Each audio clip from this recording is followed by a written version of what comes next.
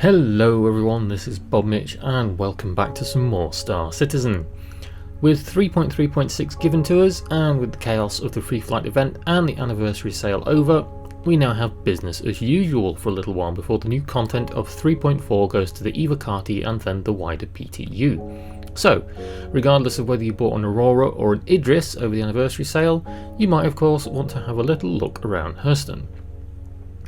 Thing is, Hurston's a very, very big place, and I don't mean that as a metaphor, it really is huge, and getting out of its atmosphere and sphere of influence altogether, especially if you're in a larger ship, is quite daunting and time consuming.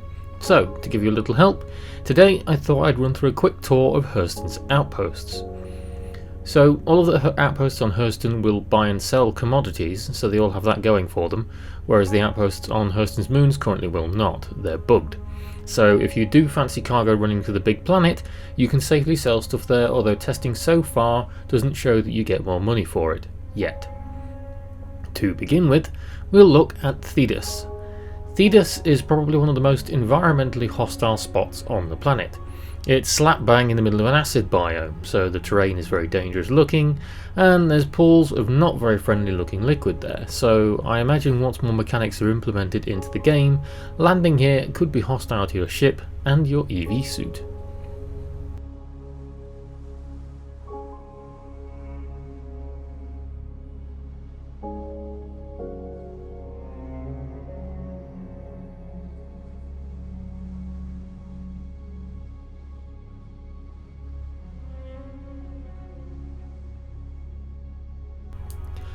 Next, we're going to combine both Pinewood and Hadley.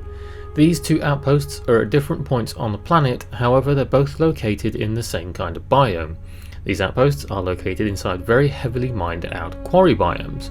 Now, I've personally yet to bring a prospector here, but I would imagine that there's still minerals left here to harvest. Not to mention when we get the ability to mine smaller deposits by hand, that you could still probably find rarer metals and materials here.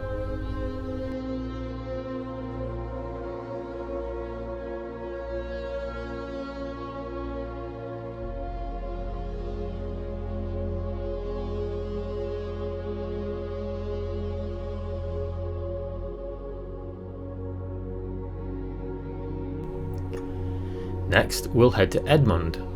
When we first got given Hurston to fly to, Edmund was one of the gorgeous savanna biomes with lush trees and forestry everywhere. Now, however, the outposts have had a bit of a shuffle and Edmund has been moved to this coastal area dotted with islands that look very scenic from a distance, as you can see, and the shoreline view isn't something to avoid. However, once you get a bit closer to the ground, you can soon spot that this area is just smothered with waste metals and trash all along the shorelines. Not all that scenic after all, but if you're a salvager, this could be a place to make a pretty penny or two in the future.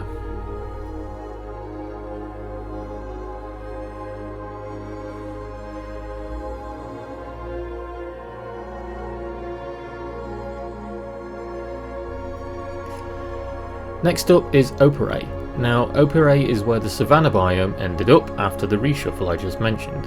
If there's one place you're going to visit on Hurston for your wallpaper-worthy screenshots, this should be the outpost to go to. As you can see, I got here late in the day as the outpost was in the middle of a sunset, but during the day this area is just as pretty, even if the pollen effect can be a little overwhelming at times. Fantastic place to visit.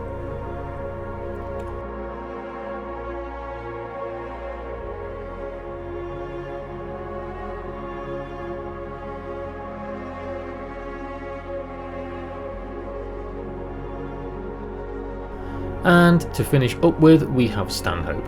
Stanhope is an outpost located on an island in the middle of a vast lake. I suppose you could even call it a small ocean, although I've no idea how large the body of water actually is. The outpost is on a flat plain, just a short distance from the shoreline, but what makes this location special is the great mountain facing away from the shore, which is an awesome climb for your character, or something like a Tumbril Cyclone, as I did here. There we are then, a quick guide to Hurston's outposts, each with their own merits and commodities if you come shopping, although this of course is subject to change as the alpha progresses. Thank you for watching everyone, I hope this was helpful, and I'll see you all next time.